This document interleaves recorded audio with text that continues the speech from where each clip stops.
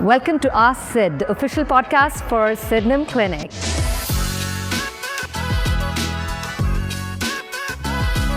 Today I come to you from our flagship location here in Beverly Hills. I am so thrilled to bring different guests onto the podcast so that we can talk more about our 7 pillars of health, and we can go deeper into your genomics, your gut health, your hormones, your sleep, your nutrition, psychology and physiology. So let's bring it on.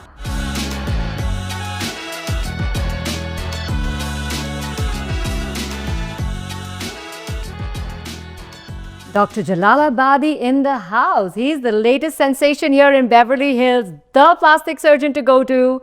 And with all this buzz about Kris Jenner and her facelift, we are all so curious to know a lot more from you today. Thank you so much for joining us, Syd. It's my great pleasure, and thank you so much for having me. I'm looking forward to the year to come, being here part of the Sydenham family. Yes, we are so excited to have you here at Sydenham. And, we are about longevity. We're about aging well. And I think beauty is not just about vanity. There's a lot to be said about feeling good on the inside and outside. And at the end of the day, it's about functional beauty. And you have a very unique approach to, very different. You're not like a typical surgeon. So tell us more, what is your unique take on aging gracefully and how important surgery is for that? Yes, absolutely. So I'm a plastic surgeon, head to toe trained. I trained in Houston, has the biggest medical center in the world, and that's where I'm from. And then I came and did an aesthetics fellowship at the end of my plastic surgery training here in Beverly Hills, which is the largest importer of cosmetic work, anything, skin, surgery, dental, anything in the world. This is it. And if anywhere it is Bedford Street. Within Beverly Hills, this is the street to be. Yes. How did you end up here? Yeah, so I did that fellowship, which most people who go into aesthetic medicine, aesthetic surgery, they just kind of, after their resident training, they go and they kind of use their hand-me-down techniques that they learn in their neighborhood. They go to these conferences and kind of learn on their own, and it takes time. I had a blessing and a unique experience to go to one of the greatest fellowships in the country, which was a conglomeration of many different surgeons who had different styles of practices. One that was very technology device focused, one that was all about deep plane facelifting. Others are full body, breasts, liposuction. So experts of all parts of the body as far as beauty and aging go. And so I was able to piece together some of the best aspects of all of these fields, and I am most interested in facial aging. I've always been very interested in how our face has a function. Our expression tells the world things. It changes opportunities for us. It opens doors for us.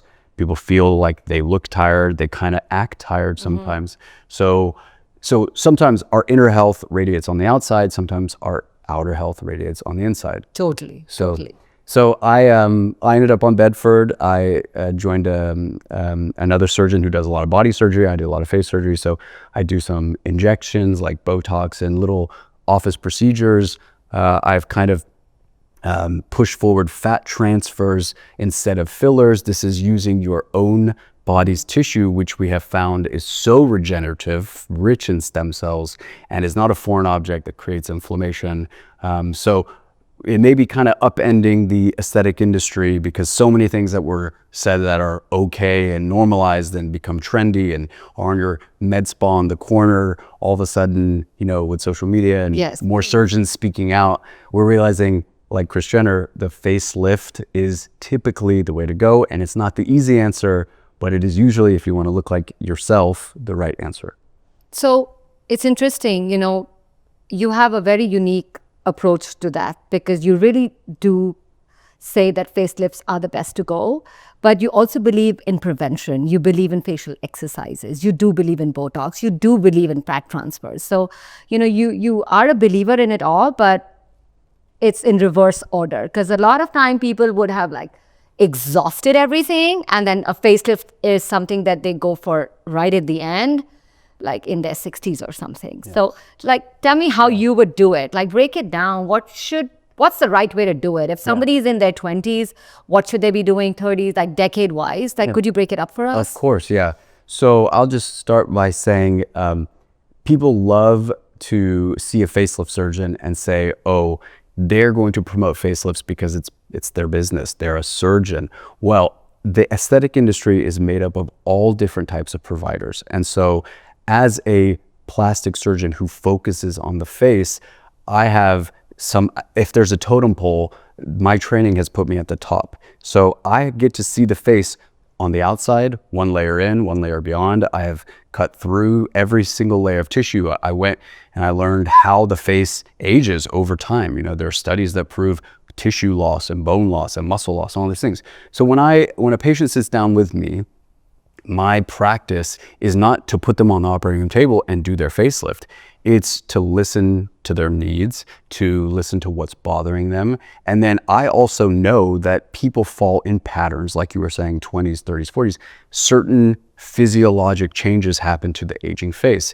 And so there are certain treatments that I believe are safe and very effective at slowing those down. So my practice is just a handful of treatments, and they're all very old treatments. You know, there's a lot of new technology, but new technology in this industry comes with an extremely high complication profile. And that is not something that you want to endure in your face. People are devastated. Their lives are changed. They hide in their homes, which is not the function of your face. You're supposed to go out there and let the world see it. We have one face. Yes. We have One face, exactly. Yes. So take good care of it. Precious. So as a comprehensive facial aging surgeon, when a patient sits down with me after I've heard what's bothering them, I'll point out the 3 ways that we age so that this makes sense to the patient. No matter if they want treatment from me or they want to go somewhere on the street corner, at least it can make sense instead of someone just telling them they need something and then being confused. Okay, so what I tell them is 3 things happen. Your skin thins,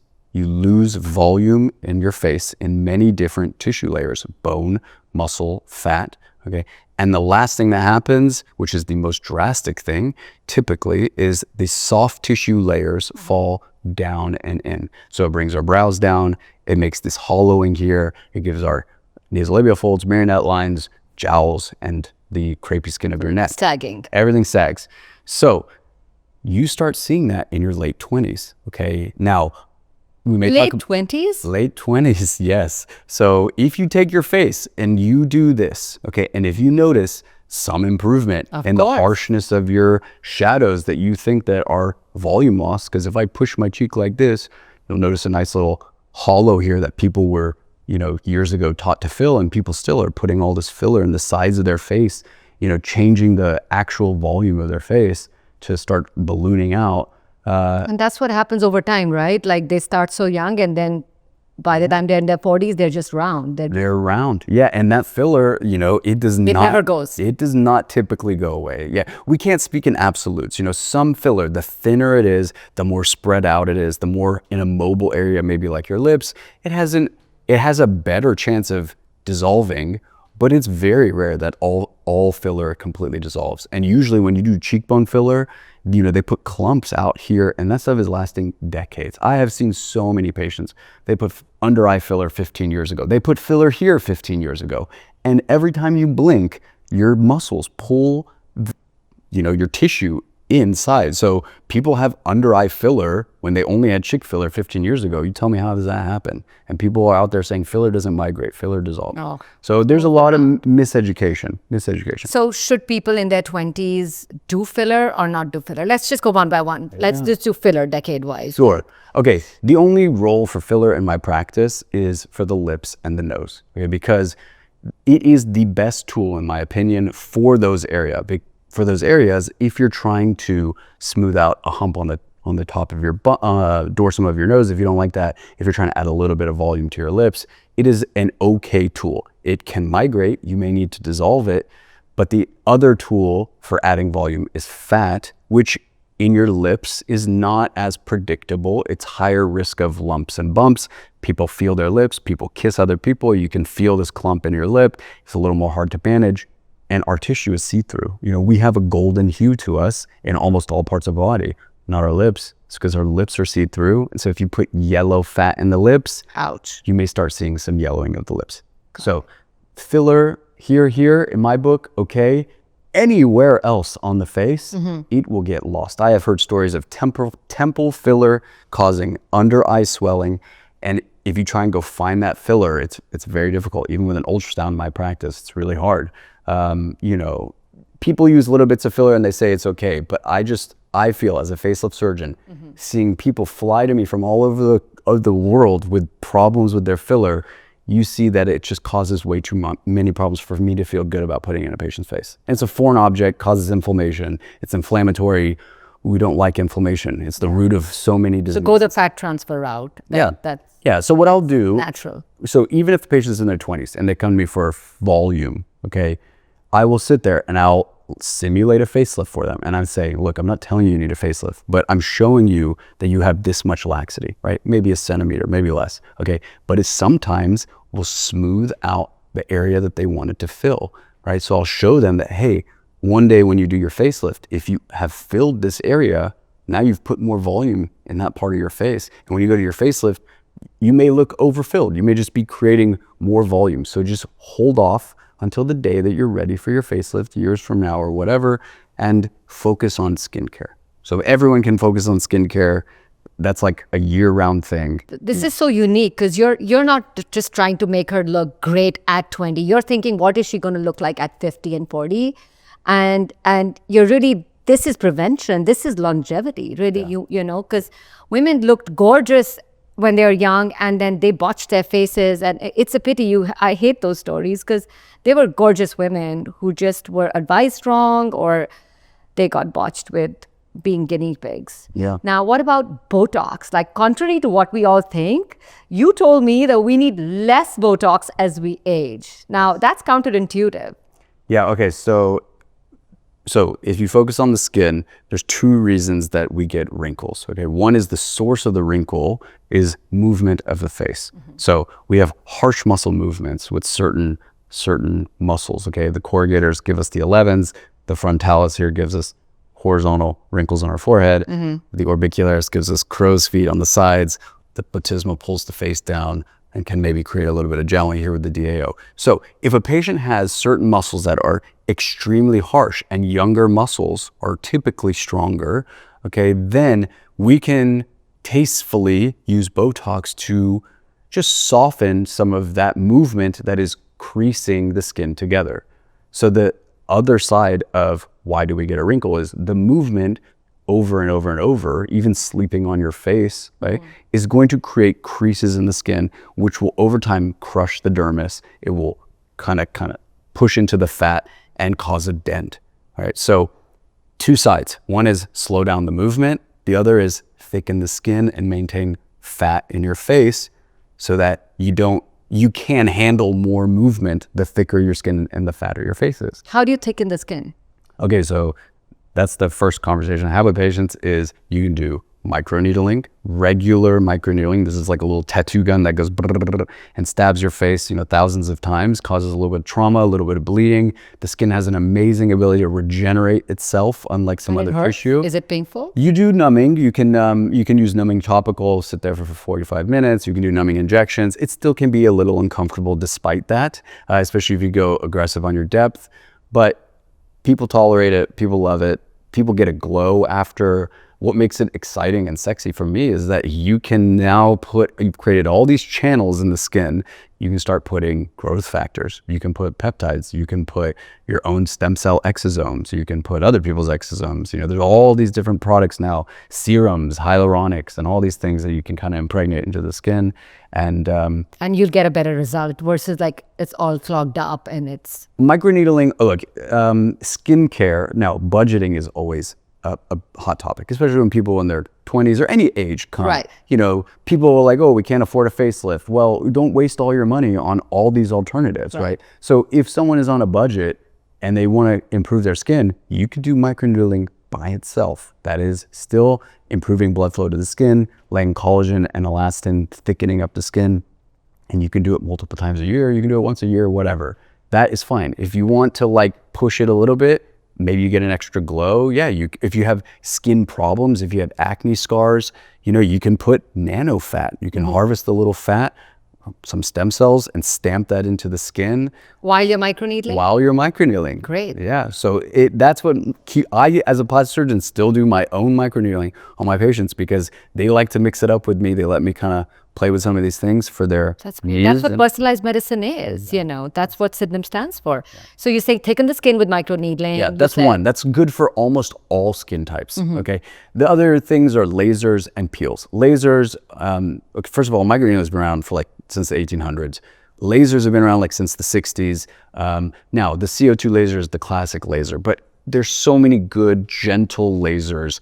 You do not need to go crazy with the lasers. Sometimes on social media, people see these weeping, wounded faces, right? That they're red for 6 months. That is crazy. That's not a functional face, right? I want you out, hang out.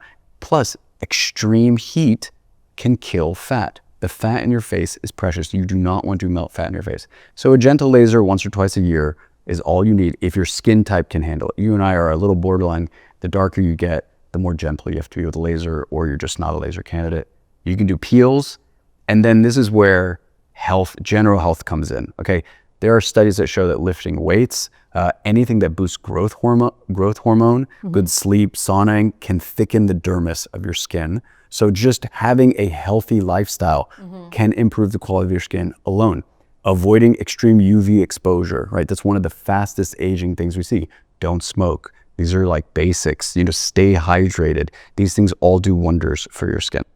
Great. So now we've got this skin thickness taken care of. Yes. The second one you said is volume loss, and the third one you said is the sagging. Yes. So for volume, you already said that you prefer fat transfers and you prefer fillers only into places. But there's certain patterns of areas where it happens pretty much to everyone. Okay, so the main source of tissue that weakens is bone. Okay, and this has to do with how you use your muscles, hormone changes, you know, are you an astronaut, are you going to space, things like that.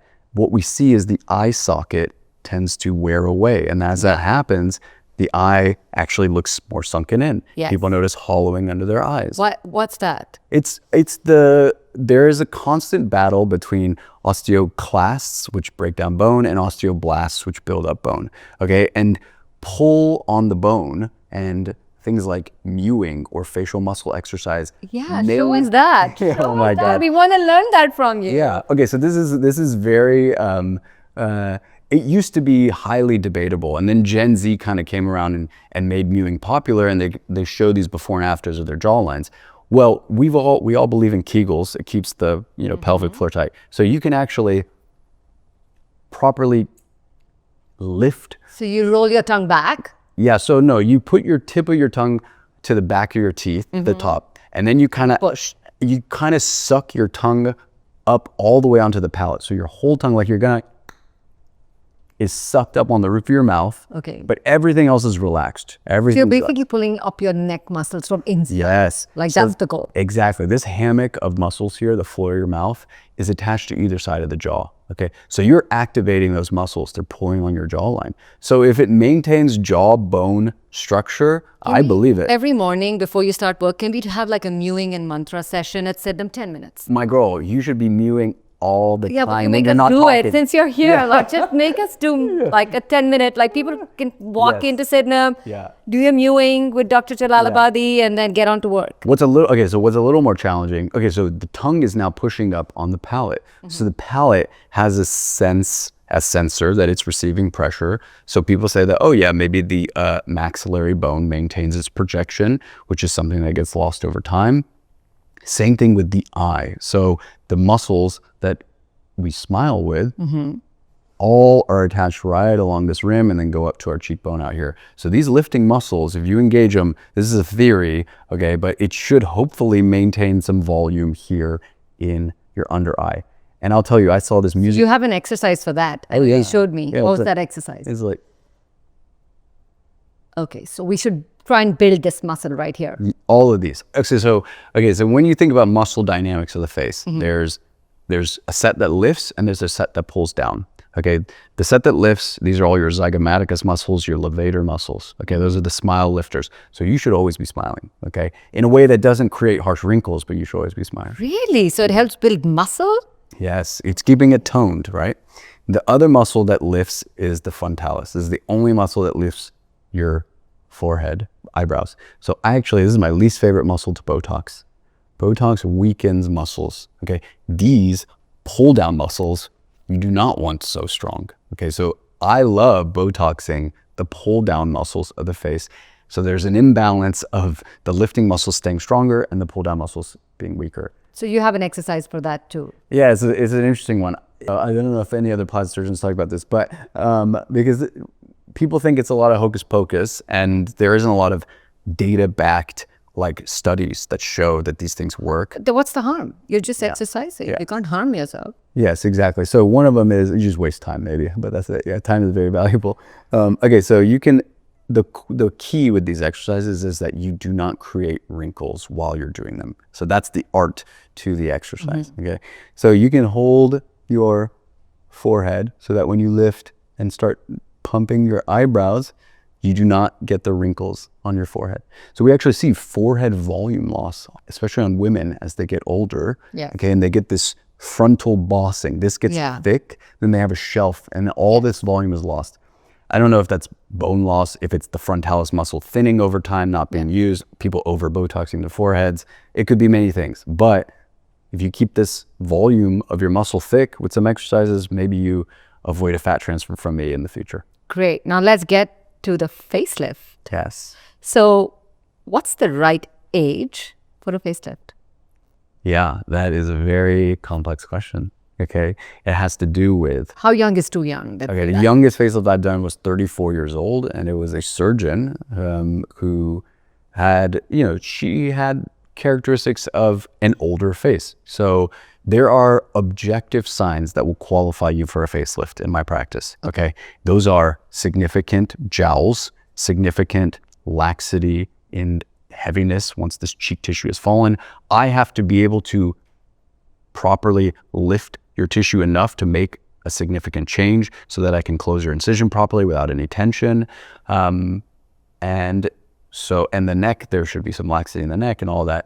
And sometimes there's disproportionate aging, but the answer is, what is the proper age to get a facelift?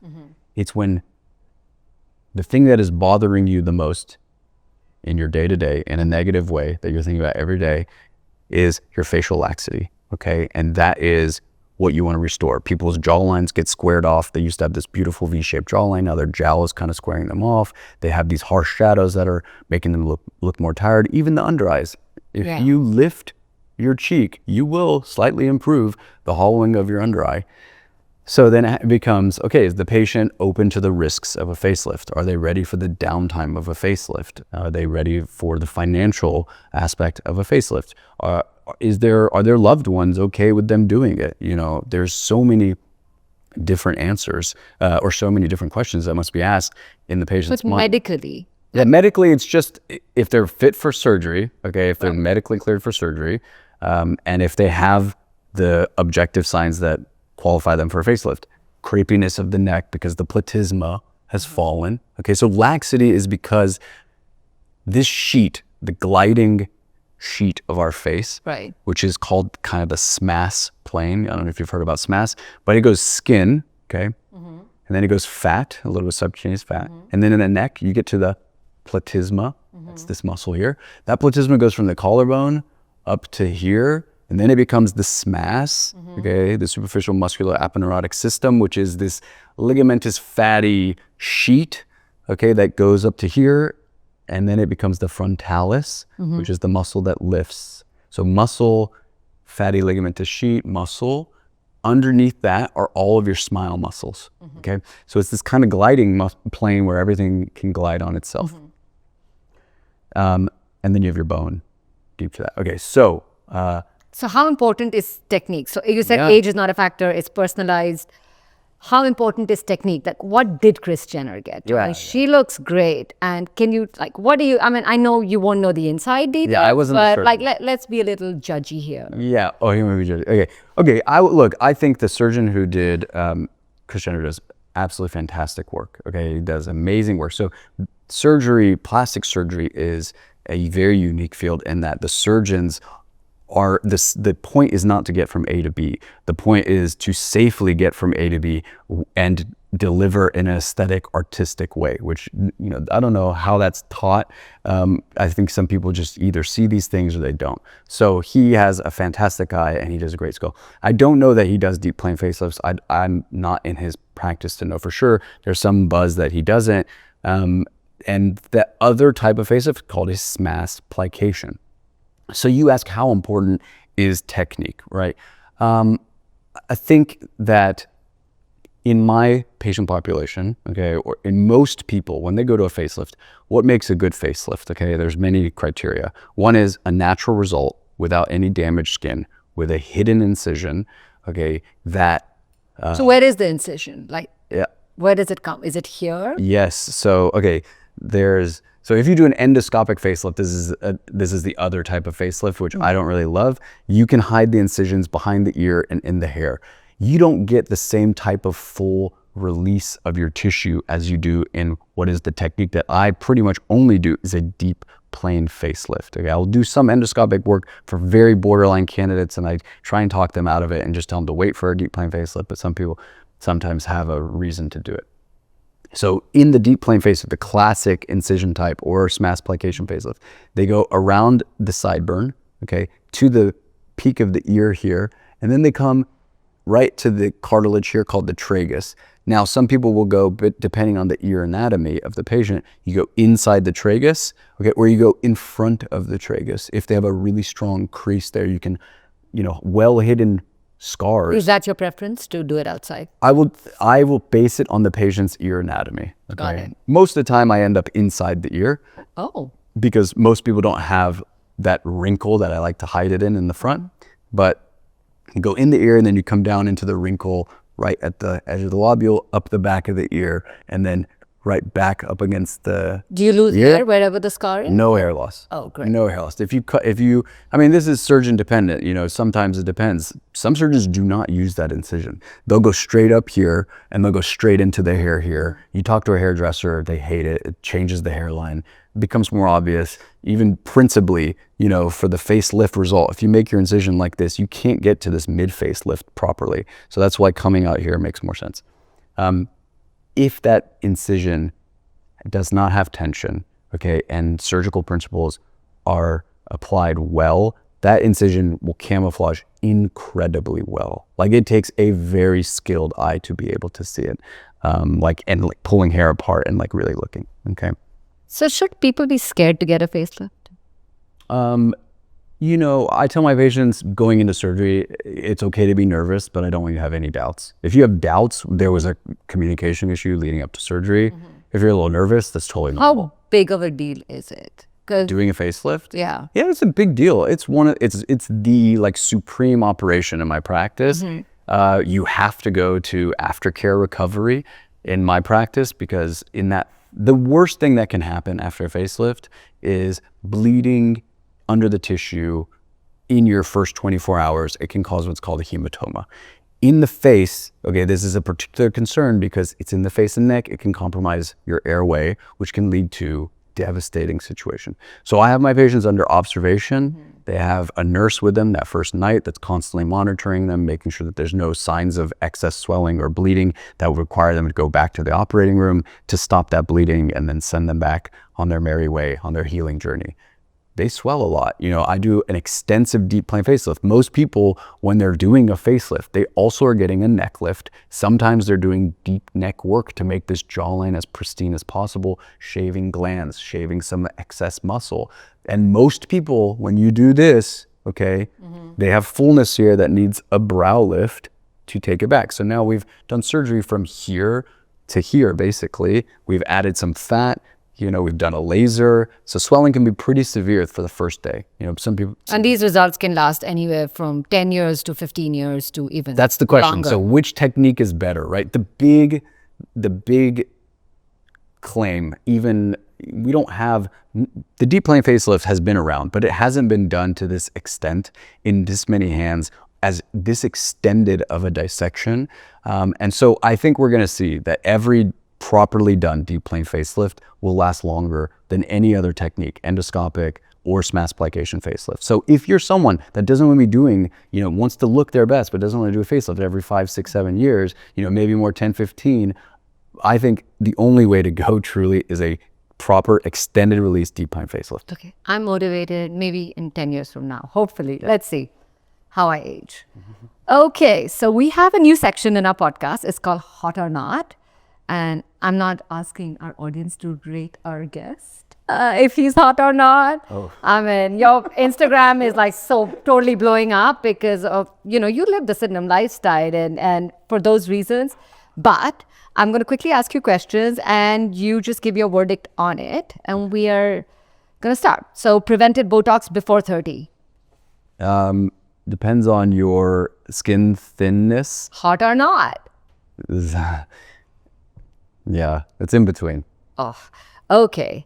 What is is it buccal or buccal fat removal? Yeah, How do you buccal pronounce fat it? removal. Buccal fat removal? Yeah. What is it? Buccal fat. Okay, so it's Buccal fat. Buccal fat. It's one of the first fat pads that develops in your face when you're developing as a little fetus. It can be slightly excessive on some people and create a fullness in this valley that we like to usually aesthetically see slightly chiseled. So hot or not, if it's full on you and it's not going to create jowls to take away and want to reduce it a little bit, that's hot. Okay, great. Okay. Face yoga. Face yoga, if it's in the way that we were talking about earlier with particular exercises that make sense and, not BS before and after lighting like you see on all the social media pages of face yoga, then I think it's hot. Great. Tread lifts. Not. Totally not. Totally Great. not. Chin implants versus filler. Neither. Okay. Laser or RF microneedling. Laser for sure. No RF microneedling on my face. Okay. Facelifts in your 40s. Hot. Super hot. Okay, great. So thank you for all of that. Before we end our podcast, I'm going to ask you to give us one health tip that you're clear, that's on top of your mind right now. Give us something, because I know you're a real biohacker and you're super healthy. Yeah, I wear my little whoop here. Okay. The best thing for anyone is to, especially in this subject, realize that plastic surgery is the cherry on top. It is the icing on the cake. You set your foundation of your external functional beauty with all of your lifestyle choices. And so if you want to glow from within, get all your sleep right, check your labs. If you need to supplement a little bit, go for it. Hydrate, eat clean, avoid sugar. But still, basically you're saying become a Sydenham member, rebalance all your 7 pillars of health. That is it. That's my health tip. Okay, that's your health tip. What is a trend that you're seeing that you're like, no, it doesn't need to be followed? Yeah, social media gives us so much information, and biohacking and longevity is an amazing thing. It's basically preventative medicine. But people are, I think, pushing it a little too far, and blanket advice is never really a good thing, especially with supplementation. Oh yeah. The incidence of liver injuries is on the rise. The people are always trying to make money in this life, and these companies, whether they're good or bad, everyone needs to make money. Thank you. Everyone needs to make money, so they're going to sell you when they can blankets, supplements for everyone. Just know that that was the first thing we did at Sydenham. We don't sell any supplements. We're not trying to sell any tests. We're not selling you on anything like most functional practices. But thank you for that. And I'm sure we've all learned a lot, and we're a little less scared of facelifts and more motivated. And yes, you can be in your 40s. He's saying it's totally hot to get one. And well, you know where to find him. He's here at Sydenham Clinic, Beverly Hills. And I am so happy to have you as part of our Sydenham family. Thank you so much. Thank you so much. Thank you. Okay, our first podcast. Congratulations. Thank you. You're the first one.